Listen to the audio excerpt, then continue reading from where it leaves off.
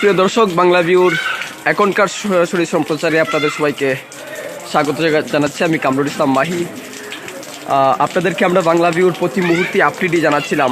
এই মুহূর্তে সবচেয়ে বড় বেশি দুঃসংবাদ যেটি সিলেটের, এই দুঃসংবাদটি সবচেয়ে বেশি যে কুমারগাঁও বিদ্যুৎ কেন্দ্র যেটি রয়েছে, সেই বিদ্যুৎ কেন্দ্রের অবশেষে বিদ্যুৎ কেন্দ্রেই পানি চলে এসেছে। এতে করে পুরো সিলেট কিন্তু অন্ধকারে নিমজ্জিত হয়ে যাচ্ছে। এখন কোনো জায়গায় বিদ্যুৎ সরবরাহ আর নেই এবং এটি দুপুর 12টার পর থেকেই কিন্তু এই বিদ্যুৎ যে কুমারগাঁও যে বিদ্যুৎ উপকেন্দ্র যেটি রয়েছে সেটিতে পানি প্রবেশ করেছে। এতে করে কিন্তু জাতীয় গ্রেডের যে হয়ে থাকে সেটি কিন্তু একেবারেই বিচ্ছিন্ন হয়ে গেছে। সিলেটের সঙ্গে কিন্তু যোগাযোগ, সিলেটের বিদ্যুৎ একেবারেই বিচ্ছিন্ন হয়ে পড়েছে। এতে কিন্তু পুরো সিলেটই অন্ধকারে চলে যাচ্ছে। কোথাও কিন্তু বিদ্যুৎ সরবরাহ এই মুহূর্তে আর নেই। আপনাদেরকে যদি জানিয়ে রাখি যে শুক্রবার সকাল থেকেই কিন্তু জাতীয় বিদ্যুৎ যে কুমার সেটিতে পানি প্রবেশ শুরু করে এবং সেটির কারণেই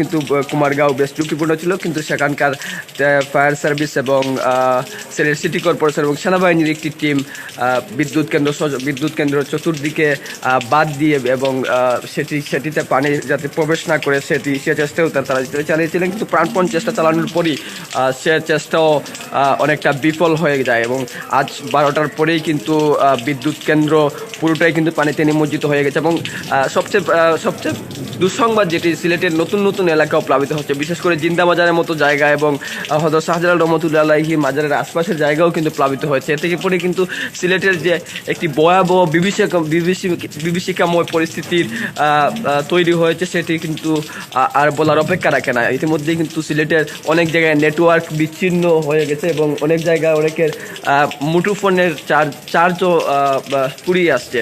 তো সব মিলিয়ে অন্ধকার পুরো সিলেট এই মুহূর্তে খুবই বিপজ্জনক অবস্থায় আছে। দেশবাসীর কাছে সিলেটের প্রত্যেক মানুষই দোয়া চাচ্ছেন এবং সব মিলিয়ে সিলেটের পরিস্থিতি খুব একটা ভালো নেই। এবং এই মুহূর্তে আমি যে জায়গাতে আছি সেটি হযরত শাহজালাল রহমতুল্লাহ আলাইহি মাজারের পার্শ্ববর্তী পায়রা এলাকায় আমি রয়েছি এবং এই জায়গায় প্রচণ্ড বেগে পানি প্লাবিত এলাকা তো রয়েছে ঠিকই, এর পাশাপাশি প্রচণ্ড বাতাস সহ আবহাওয়া ঠান্ডা সহ বিভিন্ন রকমের প্রতিকূলতা রয়েছে। তারপরেও আমরা আপনাদেরকে সংবাদ জানানোর চেষ্টা করব, সর্বশেষ সংবাদ জানানোর চেষ্টা করব, আপনাদেরকে আপডেট জানানোর চেষ্টা করব। আপনারা এতক্ষণ বাংলাভিউ সরাসরি সম্প্রচারে যারা যুক্ত ছিলেন আপনাদের সবাইকে